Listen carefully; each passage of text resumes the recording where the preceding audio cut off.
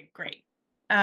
So hopefully you can all see my screen here now. I know my colleague Michael was at this meeting last month, which is a great segue for this training. He was talking to you about how to apply for and the eligibility requirements for Social Security disability benefits. And what I'm going to talk about today is once somebody has applied and been approved for benefits, some of the challenges that can happen uh, while people are receiving benefits and things to look out for, issues that might come up in your work with folks. And at the end, we do offer appointments at Bay Area Legal Aid with my colleague Chantal to address some of these issues. So I'll make sure that you know how to connect people to our services. Um, okay. So we are going to talk about Social Security benefits. I'm going to just give us really quick overview of the different programs. We're going to talk about overpayments. What is an overpayment? What are some common causes of overpayments? And specifically rules related to the SSI program.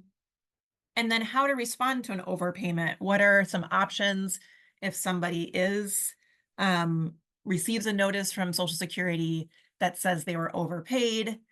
We're going to talk a bit about the work incentive rules for Social Security because that would seem to be a topic of specific interest. And those work incentive rules can also lead to overpayment issues. And we will then finish off with how to connect clients to Bay Legal Services. Okay, so just to make sure that we sort of set the stage and are on the same page, Social Security benefits have a few different programs. And the main way I think for this presentation for us to think about them are in two buckets. So the first is the Social Security disability insurance and retirement benefits. And the second is supplemental security income or SSI. And the reason it's important for us to think about the difference is that SSI is a program that has eligibility requirements, but is also a means tested benefit. So that means that it is a benefit available to people who are very low income. And in order to receive it, you must show that you are very low income. And if you are not eligible for it. So SSI has kind of two prongs. The first is it's a monthly cash benefit for people who are unable to work due to a disability or are age 65 and over. And then the second prong is the financial eligibility piece. So they are also very low income. So this is the program on the right side of the slide. That is SSI. The other programs are what we receive from paying into Social Security in our taxes. So that's Social Security disability insurance and retirement benefits. So just like SSI, eligibility for this this program is disability based or reaching a certain age. The retirement age for Social Security retirement benefits is not 65. It's a little bit higher depending on the year that you were born. That program is not means tested. So you can have other income. There's no limit on the assets that you have. I think of it as like an insurance-based program. You pay into the system over time out of your taxes. And then once a qualifying event happens, like your age or disability, you can draw on that insurance. And your resources and your income generally they're not an eligibility requirement. So we're in very different buckets here about how Social Security is going to think about eligibility for benefits. So that's important, and we'll go over that again when we're talking about overpayments. So what is an overpayment? So an overpayment is when Social Security decides that they paid someone too much money, someone who's receiving Social Security benefits and got more in benefits than they should have. Common causes under SSI for overpayments, and I guess I would add here, I think at the last presentation, hopefully my colleague talked a bit about a program called CAPI, and that is called Cash Assistance Program for Immigrants.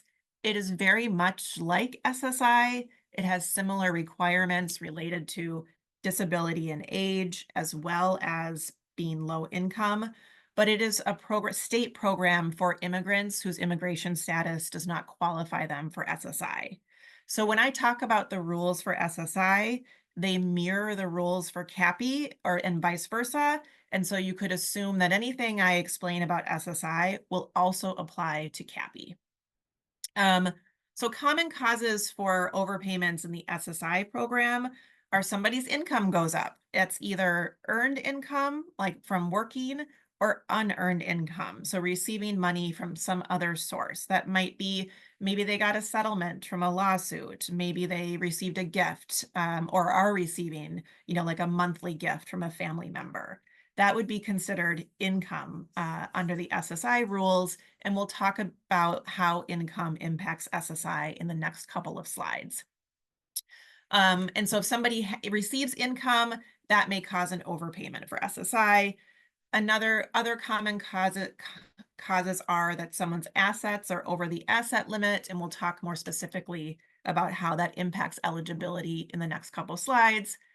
There's a change in living situation. So the amount of SSI someone receives corresponds to their living situation. And if that situation changes, the amount of money that they might be entitled to could change as well. If somebody is institutionalized for more than 30 days, they are not supposed to receive an SSI payment. If they did, that would be considered an overpayment. Same for being out of the country for more than 30 days. And another one is if they say that someone's disability has ended and that person, while they're appealing that decision, can receive ongoing benefits. If they lose their appeal, then Social Security may say, okay, you need to pay us that money back. So let's talk a little bit about the SSI income rules so that we can put this in context. Under SSI, and again, this is the program that's means tested for Social Security, money is counted as income in the month that it's received. And Social Security thinks a little bit differently about unearned income versus earned income. So if somebody receives unearned income, let's say a family member gives them $200, Social Security will not count the first $20 of that, but after the first $20, their SSI will be reduced dollar for dollar because of the additional income. So how this might result in an overpayment is, the person receiving the SSI doesn't realize they need to report it, or they don't report it, or they tried to report it, but Social Security didn't catch it in time, and they issued a full check for a month when really they should have issued a reduced check. Then later they may discover that they overpaid the person the funds. Similar with earned income. So if someone receiving SSI starts working, Social Security will not count the first $65 of wages, and then basically they count $1 against every $2 earned. So how this will work, for example, is if somebody were to receive, I have my examples on the bottom, $285 from working, Social Security is first going to take off $65 and let the person keep that as part of their SSI check, and then another 20 because they give them the other unearned income disregard. And then after that, they're going to reduce their check by half the wages. So that means in this case, if someone earned $285, it would be a $100 reduction in their SSI check. So this is common where people might try to go back to work. They might earn a little bit. And, even if they report their wages, sometimes Social Security can be behind in applying that to their SSI check. And so they end up getting a full check when really potentially it should have been a reduced check, and that results in an overpayment. So it's really important that people report earned or unearned income to Social Security as soon as they can to avoid an overpayment. I always recommend that when people report income, they get a receipt from Social Security. And if they aren't able to go in person, if they're reporting either by calling in or sending something in, that they at least make a record for themselves of when they did it. Social Security is notoriously bureaucratic, and things do not move quickly through that system. And so as much as anytime somebody's bringing something to Social Security, they want a receipt and they want a record of when they did it. Usually a change in income is going to be applied to someone's SSI check, like that they would expect to receive 2 months later. So, I report my income in the month I receive it, and I will see that reflected in my check 2 months later. That's generally how it should work. If somebody does not report that income sort of quickly enough, or it comes up later, and they received a full check when they should not have, then they are going to be assessed an overpayment by Social Security, and Social Security is going to recover that money out of their checks. And we'll talk a little bit about recovery in a minute. So super helpful when you're working with people to just encourage them to report the income and to report it as soon as they can, and then to keep a record of that report. So SSI also has a resource limit. It's $2,000 for single adults and $3,000 for couples. It has not changed in 40 years. It is very behind, and it really does not encourage people or allow people to save money who are receiving SSI. Resources are considered any assets or money that kind of roll over into the next month. So if I receive, $500 from my cousin, that's income in the month that I receive it. But if I still have some of that money in my bank account at the end of the month, it's now a resource. And it could add up to over $2,000 depending on what else I have as a resource.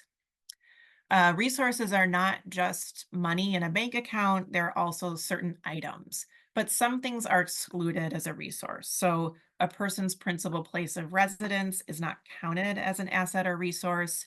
One car is not counted, household goods, and there are some ways to save money in very specific funds set up for this purpose for people with disabilities. Common things that I do see that can cause problems for people with the resource limit is maybe they have one car they use for transportation, and then they have a second car that's not really working very well, but is still considered a resource for Social Security. And depending on the value of that car, could put their total assets or resources over the limit.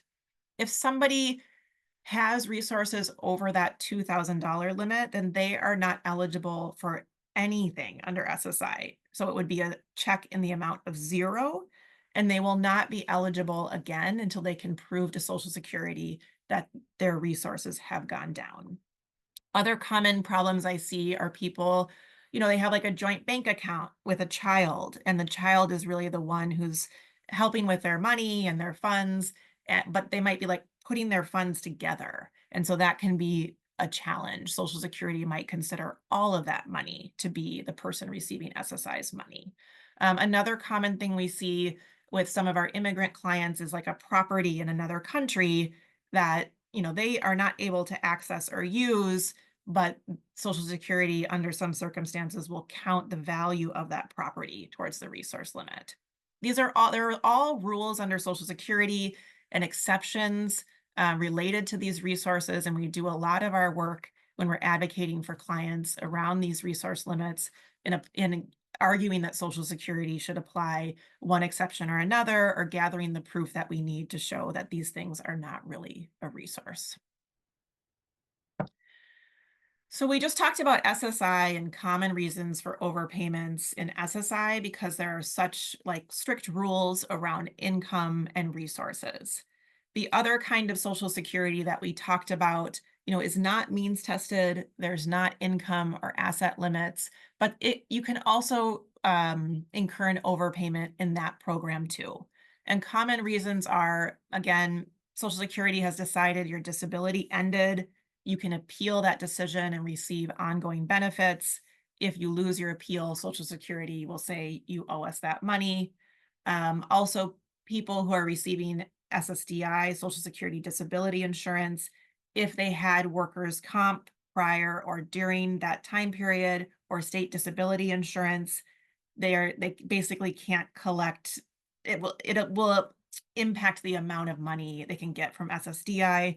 That can cause an overpayment. And then if somebody runs through their return to work benefits, which we're going to talk about at the end, and Social Security doesn't realize it, like they're not caught up on the fact that those benefits have run out, and they continue to pay someone their Social Security disability insurance check. That can be a common reason for an overpayment as well. Social Security can take back the money they believe they're owed directly out of someone's benefits. Um, we had some really positive changes in May of this year to the law.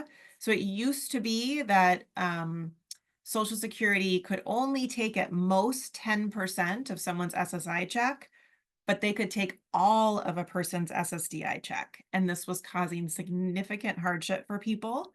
And now they've changed the rules so that no matter what kind of Social Security you receive, they cannot deduct more than 10% of the person's check to repay the overpayment. And you can ask for a lower repayment amount. So there's a form here that I've highlighted where a person can go in and say, I know the rules say you can take 10%, but for this reason, I cannot pay that much. It would cause significant hardship. Would you please take $20 a month instead or offer something else? So they can request a lower recovery rate.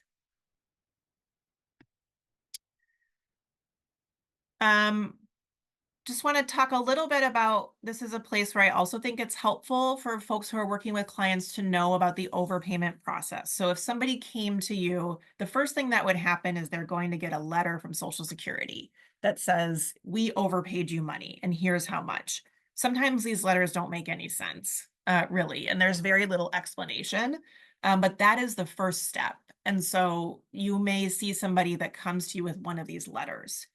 There are a couple of options available to people in how to respond. One is they could do nothing and then the money will be recovered from their benefits. But if they really believe that it is wrong or not right, or they can't afford to pay it, or it's not their fault, they can file either an appeal or a request for waiver. So if you file an appeal, you're basically saying, I don't agree with this overpayment. Social Security got this wrong. Like, this is not what you say it is. This is not right. I never owned this or that. This is not my money in this joint bank account, etc. In order to appeal, you're filing something called a request for reconsideration. And the form is here. If you ever wanted to assist people in filling out that form, there's some options on there. And we always ask for an informal conference, which means that person will have the opportunity to meet with Social Security and to talk to them about what happened, and ask Social Security to look at the case and make basically a new decision on it. There are some deadlines, so a person has to appeal this overpayment notice within 65 days of the date on the notice. If it's passed, you can appeal late, but you have to make an extra showing of the reason, a good cause for appealing late. So someone who's going to do this needs to include a letter that says, I don't know, I didn't get my mail, or I was in the hospital, or there's some reason I got the mail, but I didn't understand it and I needed to wait until I got help from somebody. Those might all be reasons that would support filing an appeal late. Once somebody appeals an overpayment notice, it should stop Social Security's recovery or attempts to recover the money. I say should because that is what the rules say, although we've found that we do have to often call Social Security and remind them that they need to stop recovery because of a pending appeal. If somebody appeals the overpayment and the local office reviews the case and decides that the overpayment is still correct, they can request a hearing before an administrative law judge. The other option for overpayments are to request a waiver. That's basically you're saying, okay, like maybe this is right, but it's not my fault and I can't afford to pay it back. There's a specific form with Social Security for requesting a waiver, and that's this one. A person can request a waiver at any time, so there's no 65-day deadline for this. So Social Security could have been collecting from their benefits for a year before someone decides to file the waiver. You could file a waiver and have it denied, and then your circumstances change and file another request for waiver. Once you file that request for waiver, again, Social Security is supposed to stop taking money out of your benefits. This is also an area, though, where we often have to advocate for people. Also want to highlight there's something called administrative waiver. So if the amount of the overpayment is $2,000 or less, and the person requests waiver, it's basically like a fast tracked or a shorter process. Social Security is saying the amount is so minimal that we should not be putting a lot of our resources and time into really doing a strong review of this. And so it will kind of shorten the review, and that is called administrative waiver. So I really would encourage folks, if it's a small amount, to think about requesting waiver in this case. Uh, I know there's maybe some questions coming in. I can just keep going and do questions at the end, or I don't know if it'd be helpful. Yeah, it's up to you. If you want, I can read out the questions and you can decide whether you want to take them now or take them later. Um, Why don't we do them now before we get into our work rules, if that's okay? okay. Okay. The first question was, I'll just do them in order. Can the extra income be used for any purpose, or does it have to be something specific? Are you thinking about, so if somebody is receiving SSI and they have extra income, there are some exceptions where certain things don't count as income. So it would be important. That's when it's helpful to get an appointment at Bay Area Legal Aid and just make sure that they're even counting it as income correctly.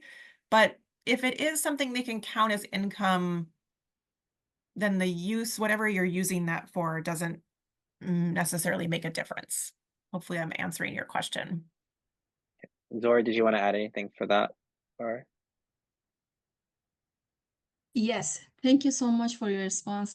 Yeah, most of the time, or like our client has more income, for example, they receive an SSI for individual, but for this month they have 3,000 in their bank account, and they are worried that if they spend like 1,000 extra income for any purpose, then it would be like they would be in problem.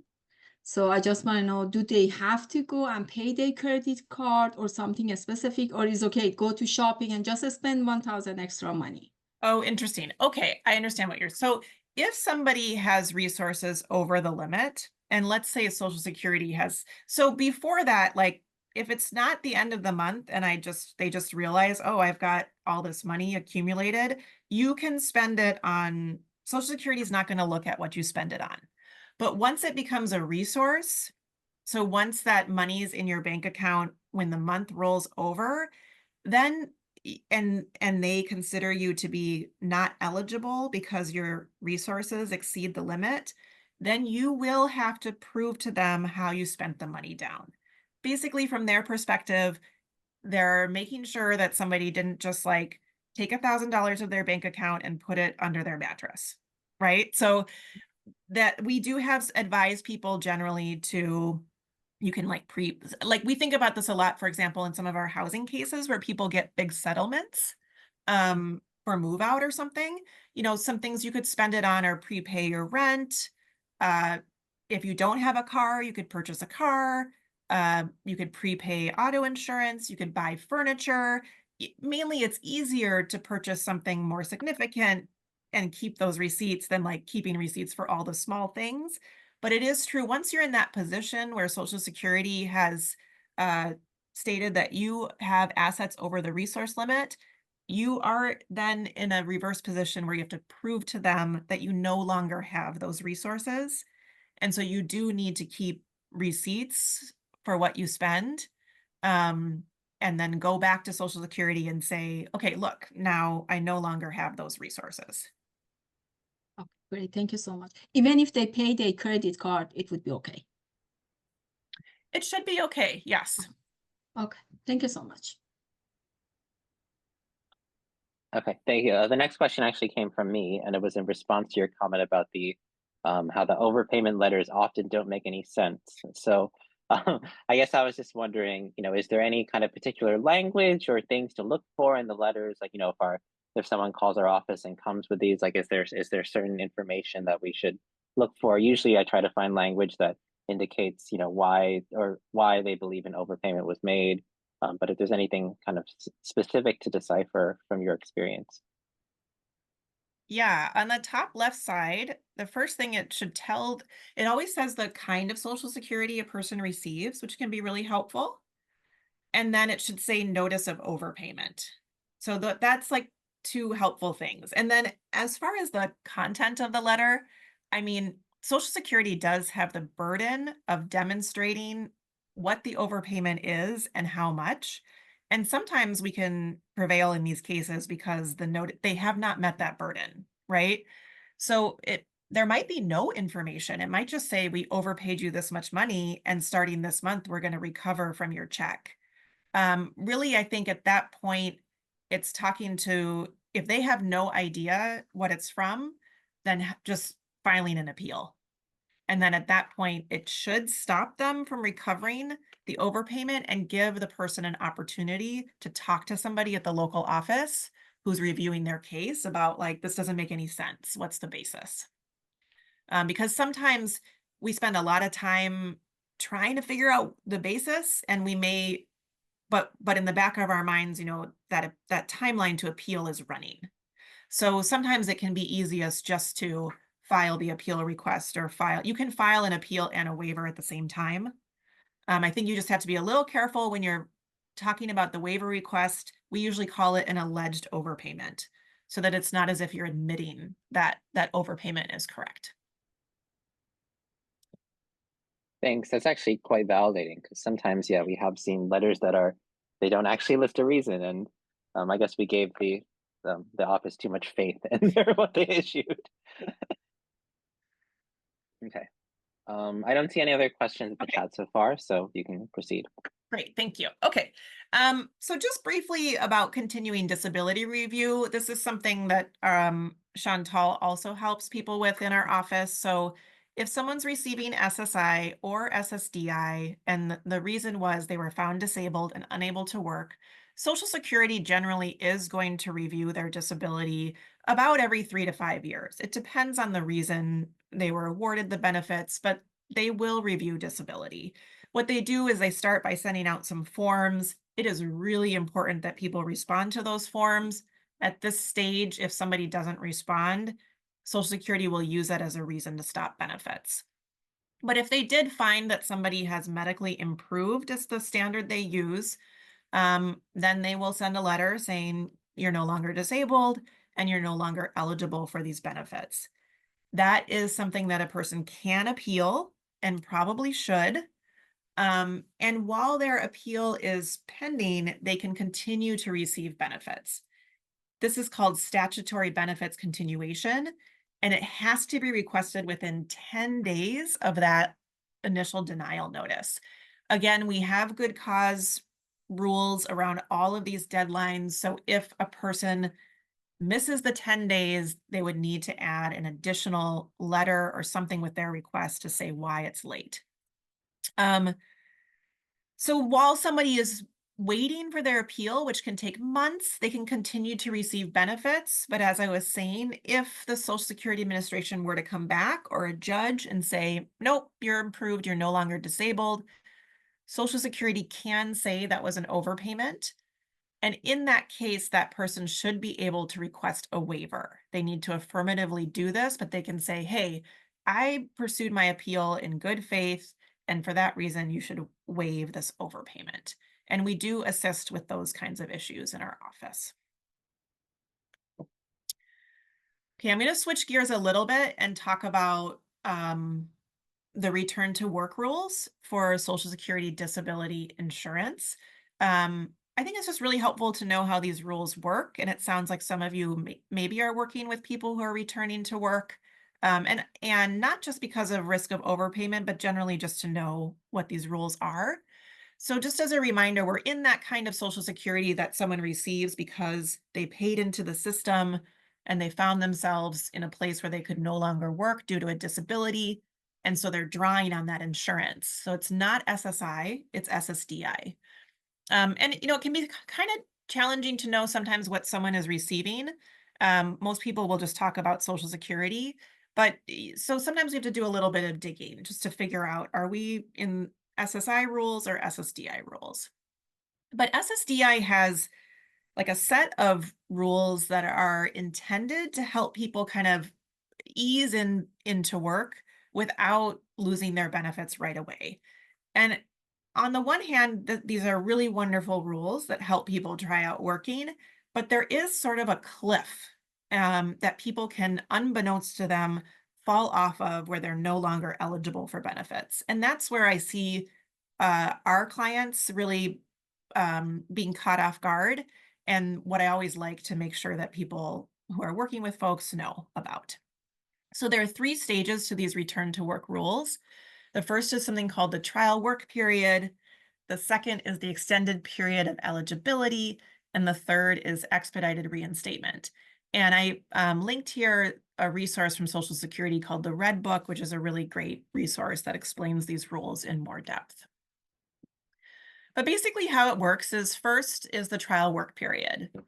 Trial work period is like a monthly threshold that changes each year. So there's a COLA, it goes up a little bit each year. And if somebody earns over that threshold in the month, it will count as a trial work period month. But if they earn less than that, it will not count. So for 2024, that trial work period threshold is $1,000, 110 gross.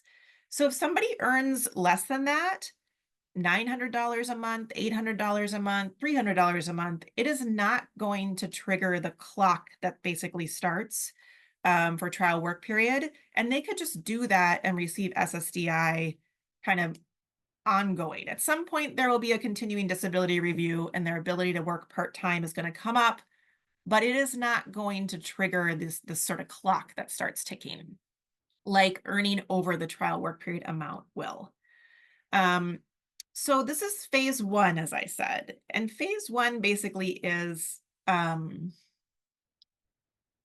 if somebody, sorry, I see Chantal is here.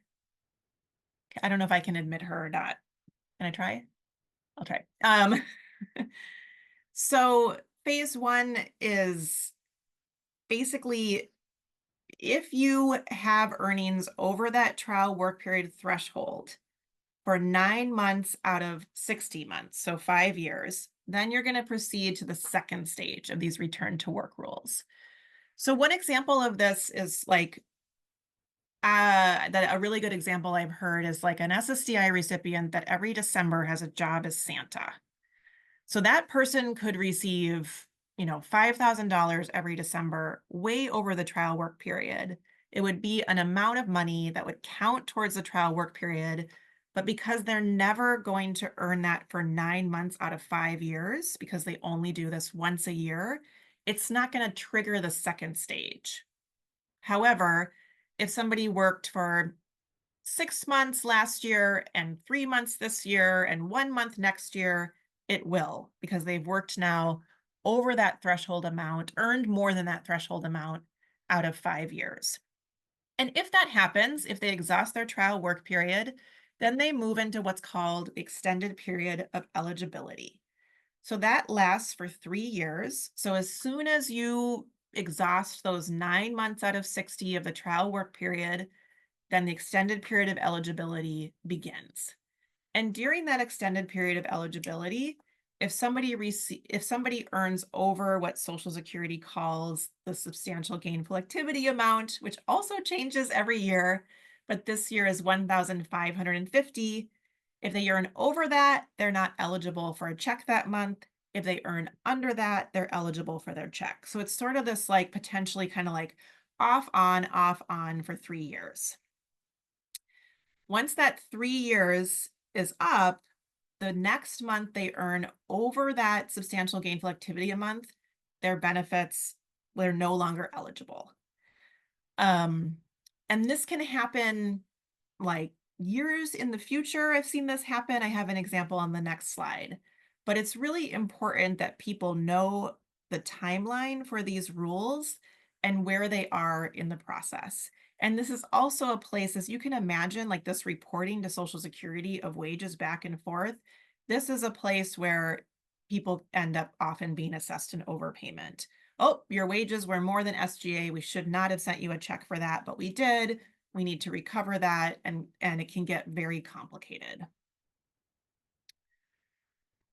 So here's the example. So that extended period of eligibility will run even if somebody earned nothing for 36 months. So I had a client who started receiving disability benefits in 1993, and he exhausted his trial work period in 2000 when the trial work period threshold was only $200 a month.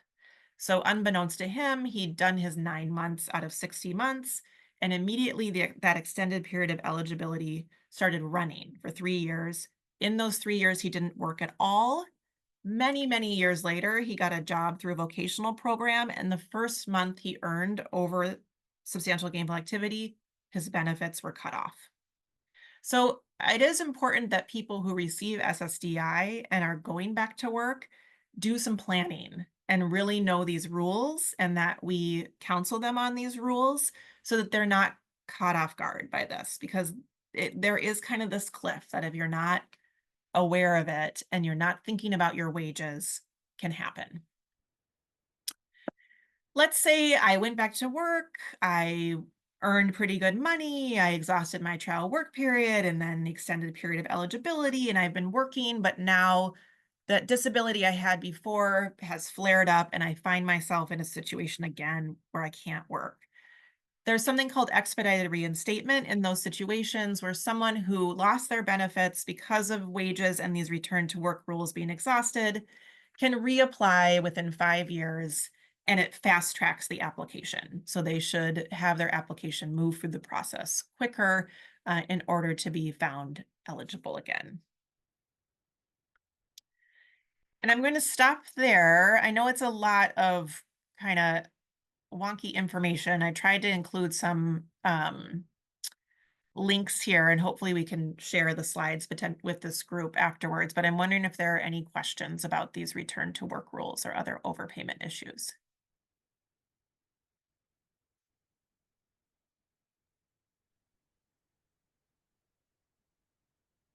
I don't see any questions in the chat. Does anyone have any questions they would like to ask now?